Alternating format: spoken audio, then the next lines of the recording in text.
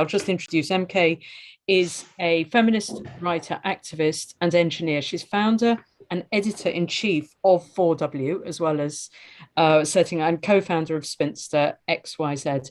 And Dee is from the USA and manages the WDI Getter and Spinster accounts. So I'm going to hand over to you, Rosa, to maybe get the ball rolling on this conversation.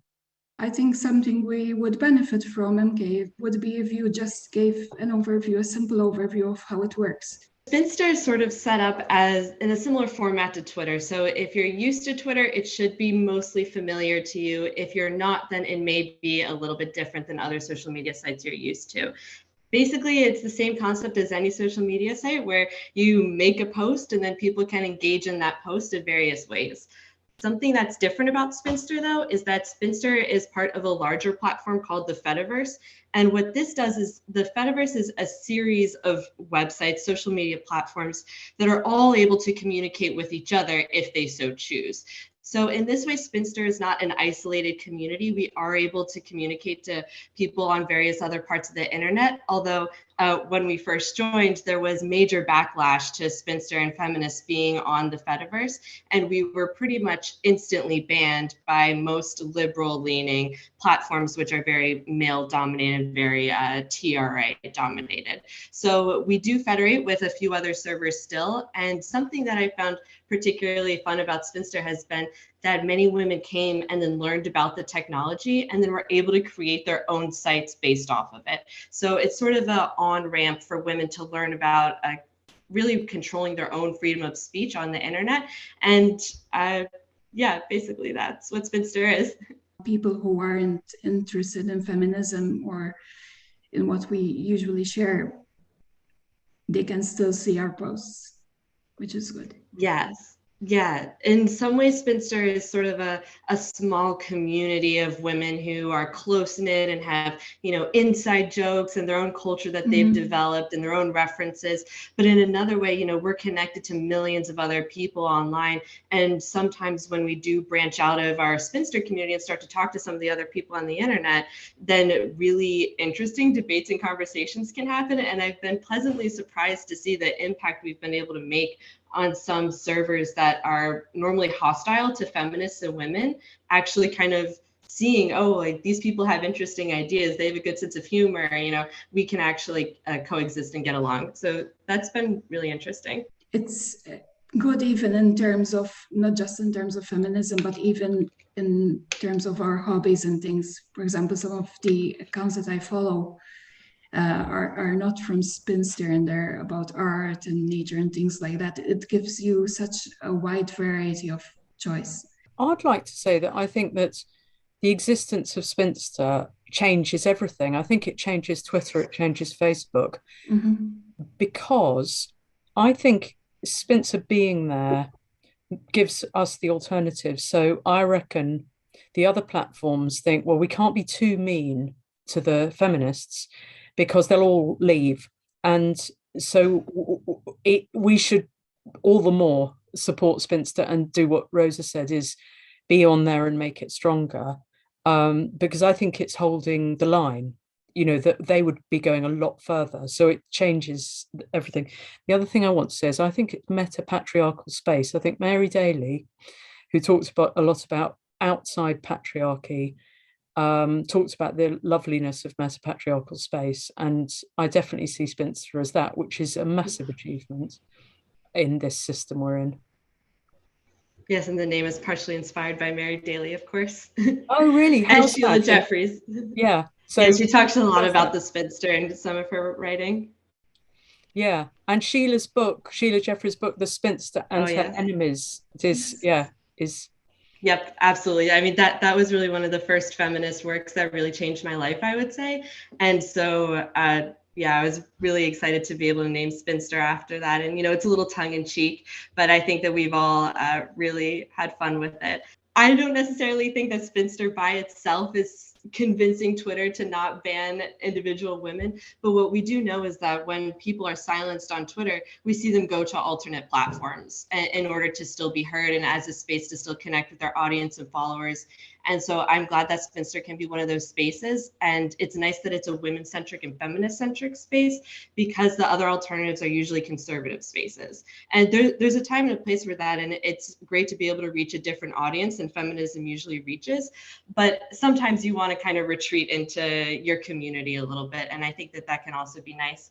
But I will say that Twitter is threatened as a whole by alternative platforms like Spinster, but the Fediverse as a whole. And we know that because they're actually in the middle right now of a project called Blue Sky, which is aimed at adding federated features similar to what we have on Spinster and the Fediverse to Twitter. And so they see that the technological direction we've gone in is the future of social media.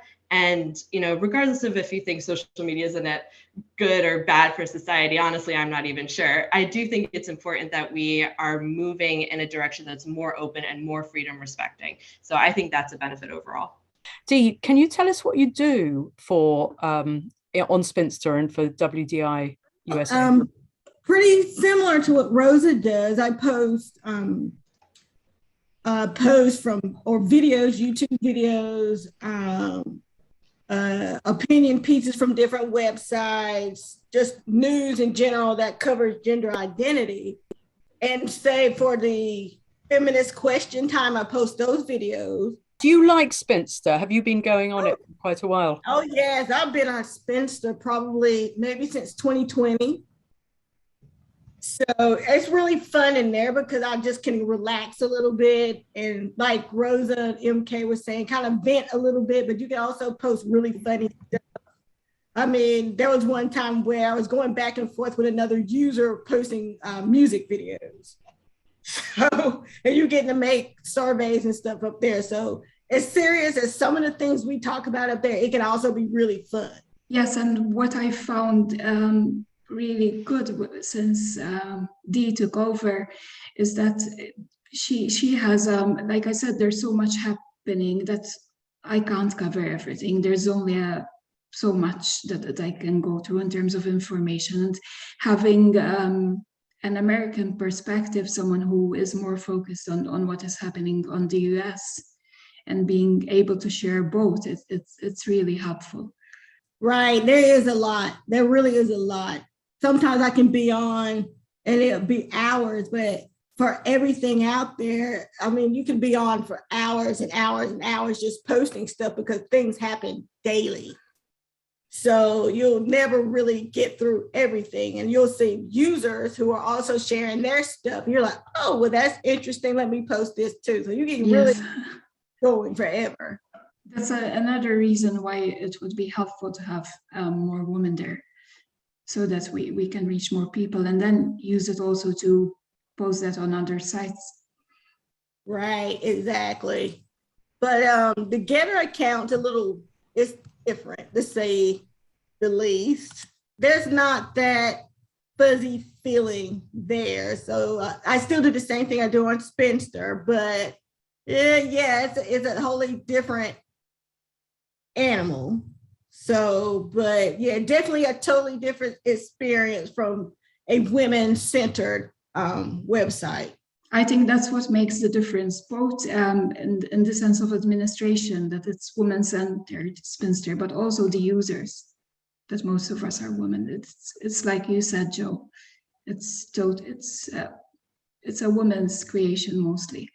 I mean, I was a refugee when I first joined Spinster. It was because I was really sick of the misogyny, and it was so refreshing just to be able to be with other women. And for example, Twitter has a limit on the character count. With Spinster, you can write properly. So the posts are much longer, which is good as well. That's what I kind of like about Spinster. So when I'm posting, say if Feminist Question Time, we have somebody from South Africa or something like that. If they have a page off the main Women's Declaration website, so you do the country contact, I can put it in as a link. So somebody from South Africa might be like, oh, there's one for us here. Let me, or if we're doing, I think Radical Women Perspectives, I can't remember the name now. If there's a book, Radical Feminist Perspectives, yeah. Right.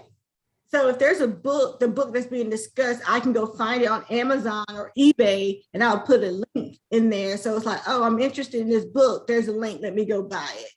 What are your plans for Spinster now? What are the next steps, and what can we do to help? So some people have asked how they can join, whether there's an app or not. And as Rosa mentioned, we have been banned from every app store, including alternative app stores. So the best way to join, you can join from your phone also, just by going to the website, Spinster.xyz, and then pinning it to your home screen. As far as the next steps, we are working right now on some performance improvements that are really going to speed up the home timeline, make things easier and smoother, as well as some other features. I don't want to promise anything yet because it's always changing, but we do have some good stuff that's going on and that people are working on right now. So feel free to join and there will be updates.